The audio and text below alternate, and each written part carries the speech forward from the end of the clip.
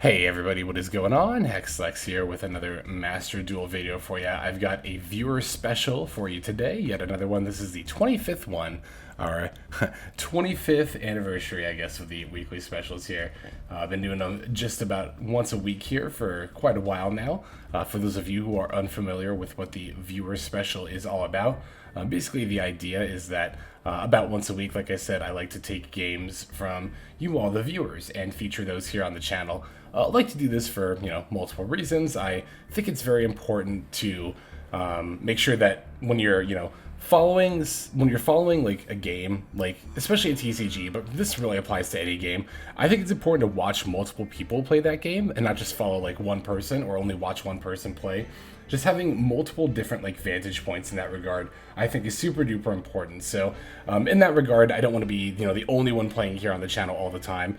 And what better variety, or what better way to introduce variety rather than to allow you all to submit games. That way we have a whole bunch of different people showing off their gameplay. Also, it's nice to show off different decks that we don't normally play here on the channel, or variations of decks that we don't normally play, and just in general.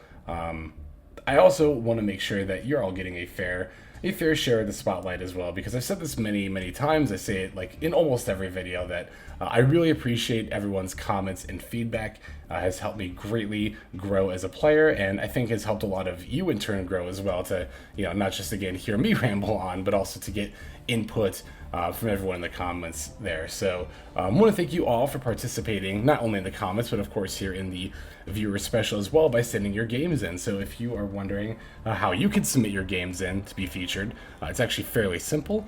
The main thing I really need is your 9-digit player ID here. Although there are a couple of other things you're going to want to make sure of. Obviously, make sure you have the games that you want featured saved. Make sure they're saved publicly. If they are not saved publicly, then I'm not able to view them. So then, obviously, I can't feature them in turn.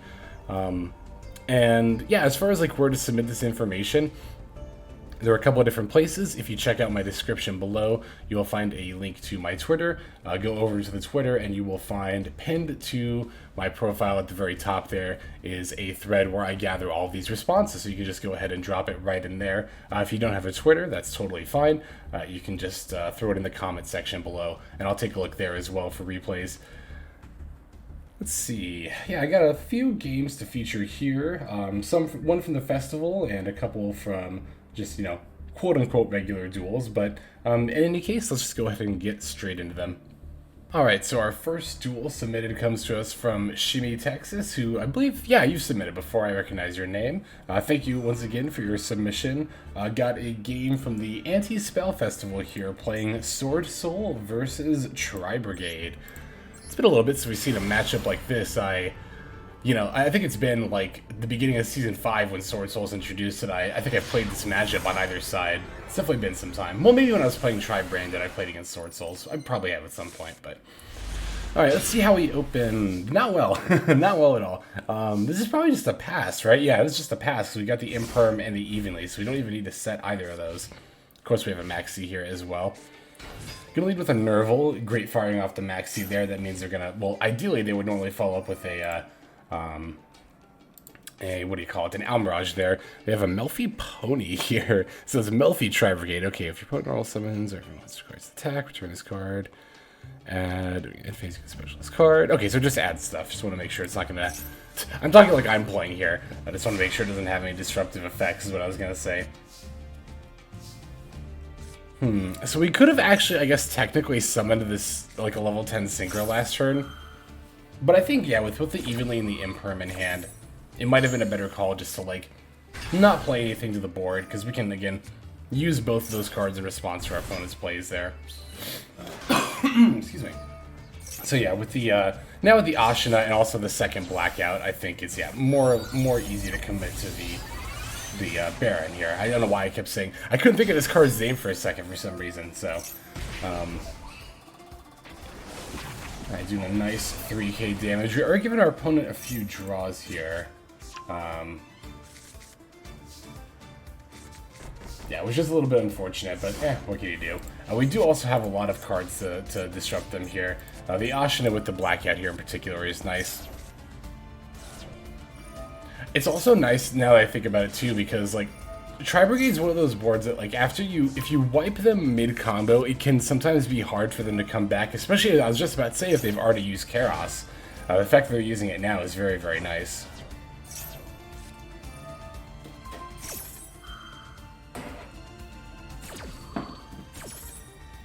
Okay, got the Imperm on the Karos. That's also very nice, because that means their graveyard is now mostly empty as well. They do have the normal summon still. Looks like they're going to go for a Ferrijit, if I had to guess here.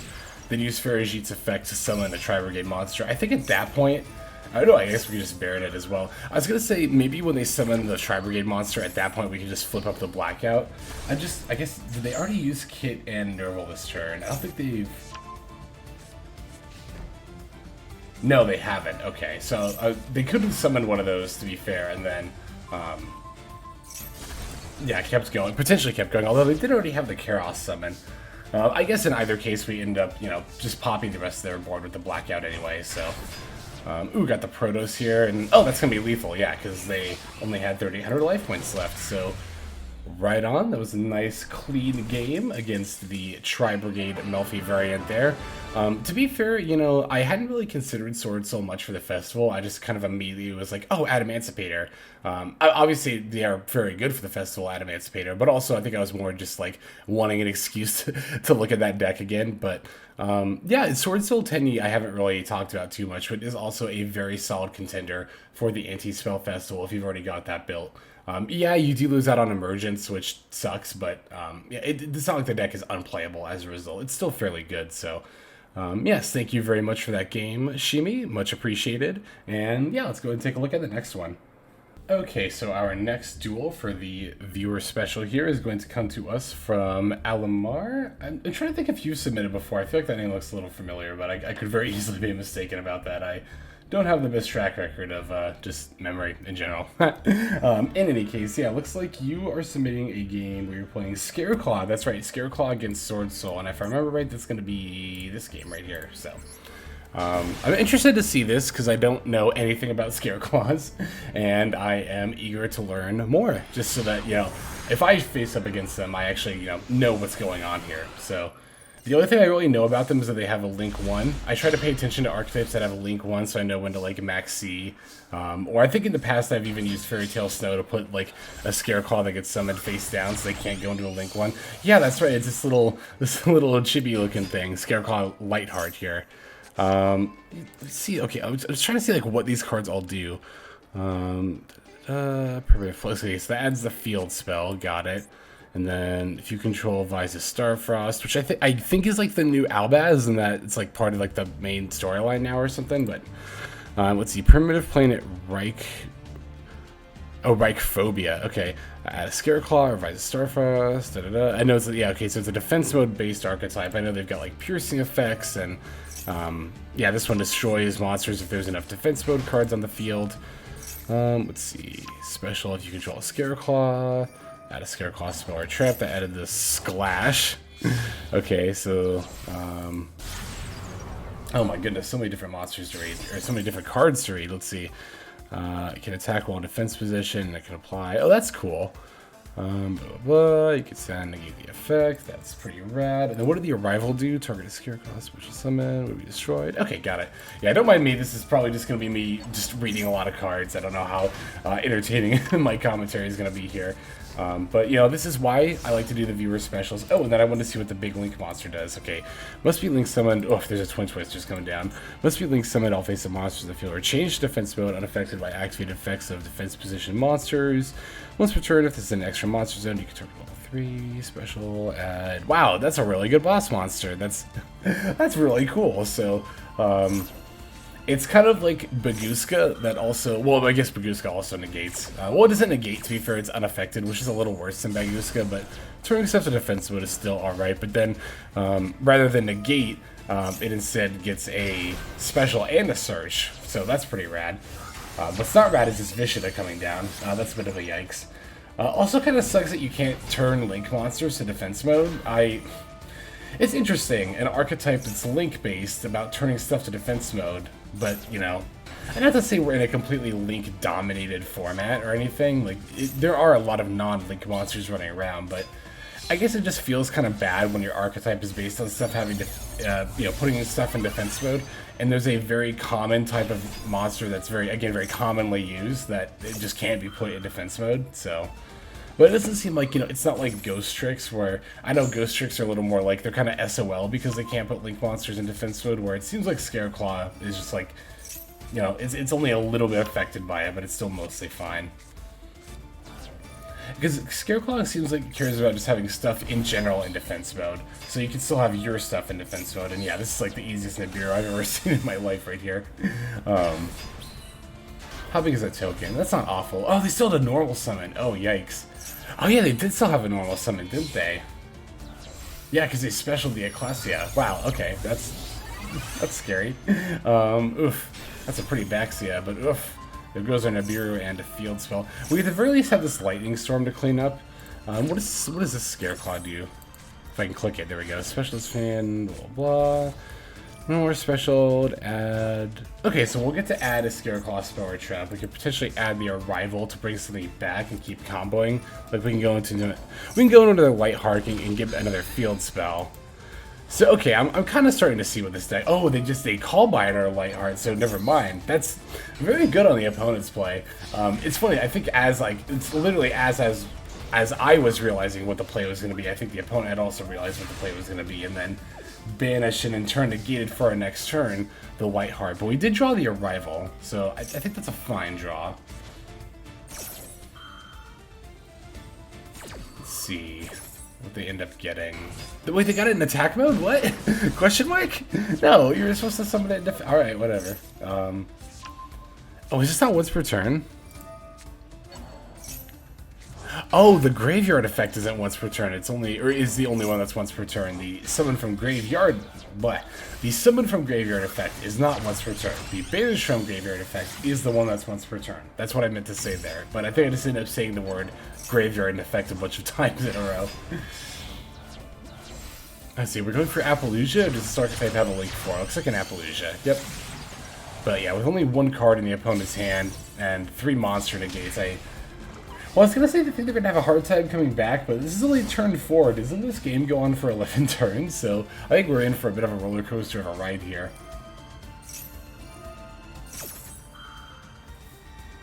Okay, so negating Vishida in hand, I think I might have waited until it was being banished from the graveyard. Because as it stands now, they can just use the Vishida effect next turn, and we're just going to have to negate it next turn anyway. I guess now that we have the call by, we could wait and then just banish it once it hits the graveyard. But that is a little nitpick I will do there. I would have waited until the Vishida's bounce effect was being activated to, because yeah, now see they're just gonna activate it again, and then now we're kind of caught in this loop where we have to negate it in hand every turn, whereas if we negate it when it was banishing from graveyard, we wouldn't have to worry about it at this point. Same thing could be said for the Ashina here, I think, as well. Although, to be fair, if we had negated the Vishida, it would have special the Ashina. Well, then we still could have negated it anyway, so... I mean, again, to be... Well, no, our Apollousia would have 800 attack points here, if we'd done it that way the first time. Max C... And then we could have negated... Oh, yeah, then we could have negated... Wait, we didn't use call by there. That's it. Huh, okay. Yeah, we could have negated Apollousia there. Or negated Maxi with Apollousia as well if we didn't want to use call by at that point. Ooh, something like Proteus. Dark, yeah, that's definitely gonna that's really gonna suck. Opponent didn't attack our Apollousia. Interesting. Were they not? No, it's not that they wouldn't have been able to attack. Huh. Ooh, okay, here's another good card. Scareclaw Straddle. Hang on, let me see what this does. Target a Scareclaw, gains attack defense equal to your... Oh, that's cool, okay. And then... Oh, wow, that's really good. This archetype has really good support, actually. It's interesting, I don't know. It's just interesting, like, how some archetypes can end up getting, like, super solid support. And then others just kind of don't. And also just like how like a card or an archetype can have really good support, but as if the main deck monsters are like, you know, if the core of the archetype, the monsters are like not like consistent or just a very, what's the word I'm looking for? I don't want to just say good, because it's not a matter of being good or bad. It's just like a matter of like how viable. That's what I'm looking for. How viable is the strategy? It's something we see very much exemplified in Crystal Beast, right? Crystal Beasts have like the most amazing spell trap support any archetype could ever ask for, but because the main deck monsters are just pure and utter garbage, and the extract monsters are, I believe, non-existent except for like maybe 1 or 2 fusions, they just don't have a lot to work with, unfortunately. So I'm not calling Scareclaws like, you know, I'm not saying it's like that level of disparity here, but I don't know, I do kind of notice that with the support a little bit. That quick play spell in particular is just ridiculous. It's like Honest or Negate. I think a lot of archetypes would love to have that card. The Tryhard being able to search and special off of the same effect is also like pretty ridiculous too. Like that's disgusting. That's so disgusting.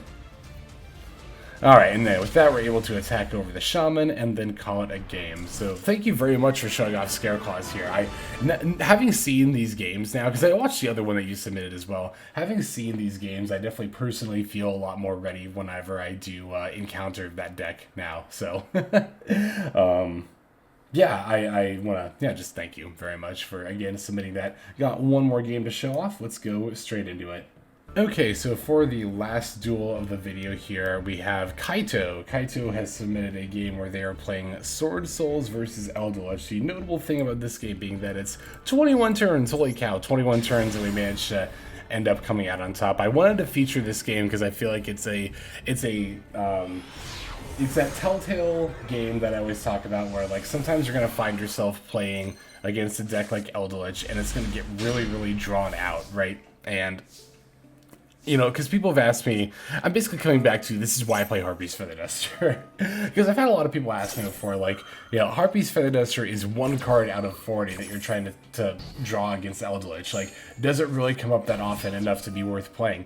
And yes, it does. And I think kind of the mistake that some people think, that some people make when they think of it that way is they're I guess trying to assume that I always want to open Harpy's Feather Duster. And while yes, that of course would be nice, it's not realistic, I know that, and more importantly, I know the game is going to get drawn out, right?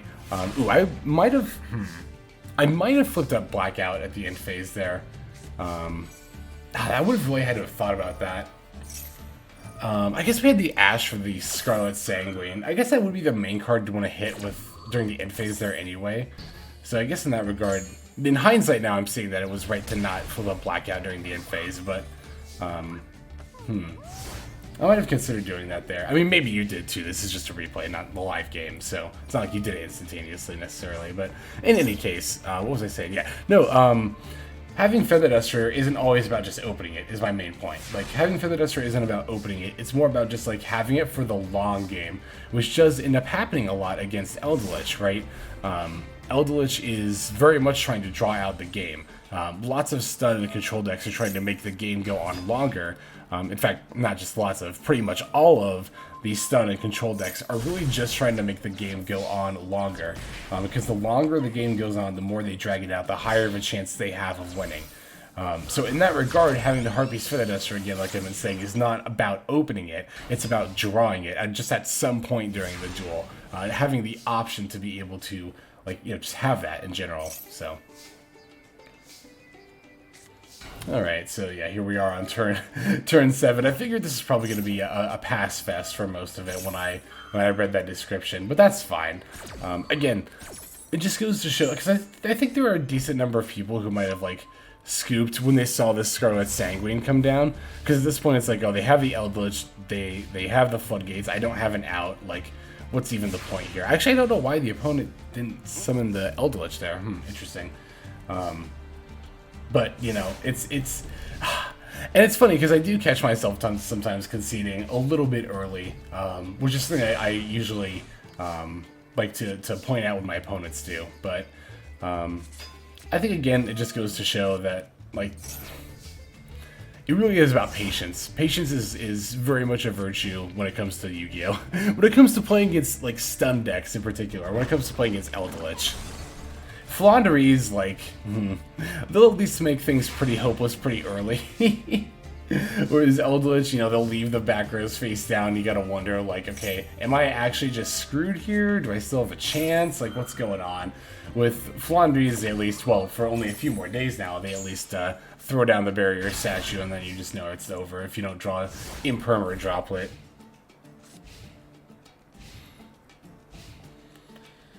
Alright, let's see. So, what's really stopping us at this point? I'm just trying to think, like, would I go for a Longyan here? Well, we could go, you could use Vishida to go for a Monk here. And then maybe start thinking about, like, well, I guess we don't have to do that, like, just yet. Oh, are we waiting for them to have an effect monster so we can fire off these Imperms on these back rows? I think I understand what's going on here. Okay. I think in that regard, if that is indeed what we're waiting for and why we haven't fired off a Longyan yet, I think it's better to do it earlier, particularly, like, you know, when they hadn't set this card yet. It didn't just end up being a golden Elderland, but, you know, the longer that we give them... Again, like I said, Eldritch, these control decks, these stun decks, they want the game to go on long. That is their goal, is for the game to go on as long as possible. Oh, I see. No, they couldn't summon Eldritch because we had Rivalry up. Duh, I hadn't even... I didn't even notice the Rivalry on our board somehow. I wasn't even paying attention to that. I was more just paying attention to the opponent's back rows, but... No, yeah, I think... Oh, okay, so I see. So we weren't going over Link Spider, so they couldn't summon Eldritch. Got it. I understand, because we had a Rivalry on the board that I didn't notice before. I understand. I get it. Don't worry, I finally caught up to you, Kaito. It only took me, like, what, 20 turns, but I finally caught up to you mentally there, so... Alright, so let's see here. Now we can actually turn off 2 of their back rows with these Imperms. Well, no, only 1 still, right? Because isn't this negated? No, it's not negated because Skill Drain isn't on board. I'm just used to there always being a Skill Drain on board. So yeah, no, we can negate their monsters and turn off, well, they changed the Scarlet Sanguine here, but we can turn off the other face down with the other Imperm here. And then we could even, let's see, I'm just trying to think. I was gonna say, we could have specialed the Adhara and potentially try to bait that last face down there. We shouldn't be a Conquistador. Not that it's really going to matter here, I guess, yeah, because we have the Longyan. I see. Now we're going to go for the... Oh, are we going to call Light with the with the Protos here? And just, like, completely screw our opponent over? That's pretty disgusting if that's what we're going for here. Like, yeah, we'll blow up our own Chi-Xiao, but to blow up all 3 of their Eldritches and make them unable to summon them next turn is definitely worth. Also really like the use of Crossed here and not the Called By. Ooh, a summon limit too. Does that matter? Let's see, negate. I'm trying to think if that matters. Have we summoned... I think that does matter here.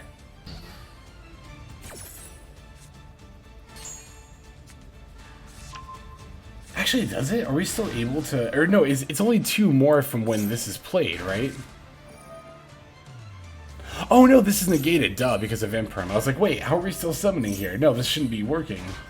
Oh, and then because we banished very clever, banishing the Blackout to get another token to go for level 10 anyway. Okay, yeah, now we can easily go for the Protos, and not just cut them off from Eldritches, but I think we can even just lethal this turn. Actually, we might not even need to do that, looking at the board now. No, we definitely have enough damage. We don't need to Protoss our own monsters away. Oh, this is how we're gonna cut them off from light stuff. We're just gonna go for a Chao Feng. I see. I understand. Yeah, that's definitely way better than what I had in mind. Oh, because of the Imperm. I was like, wait, why did our own Call By get negated? No, Imperm is the entire column, including the zone you played, so... That doesn't, like, come up super often, but it is something you do have to be mindful of. It's a mistake I've made multiple times. I think even recently, too, now I think about it, but... yeah, thank you very much, Kaito, for taking down the Golden Lord, and showing us that, yeah, it is a lot of the time about perseverance when it comes to playing against decks like Eldritch here. Just staying in the game until you draw the out. until, yeah, the game isn't over until your life points at 0. I mean, sometimes it is over a little bit before that, but it's usually not over until your life points at 0. This was very much a game where that was the case, and I think a lot of players would have conceded well before the 21 turn mark, just out of frustration. So kudos to you again for sharing this game and sharing what that patience is all about. So that does it for the gameplay. Let's go ahead and just move now to the outro. All right, everybody, I want to thank you very much for watching all the way to the very end. That means a lot to me, and what also means a whole lot to me. I want to very much genuinely thank every one of you who submitted games to the Viewers Special here. If you haven't been featured, don't worry, I am always looking out for more submissions. Like I said, we put this series out, a video from this series out at about once a week, so yeah, constantly looking for new games. So definitely keep submitting, and I do try to make an effort to include people who I haven't featured yet. So yeah, if now again, by that token, don't spam the same game over and over again. Don't spam submit games, but yeah, you could submit multiple different games. That's totally fine. And even those that I don't feature, I do end up watching the vast majority of them anyway. So, and I end up learning from you all in that regard. So I hope you all, learned something as well from these games. And yeah, I think that's about all the time that I've got left for this video here. So without further ado, this is Hexlex signing out, and I hope you have a fantastic day.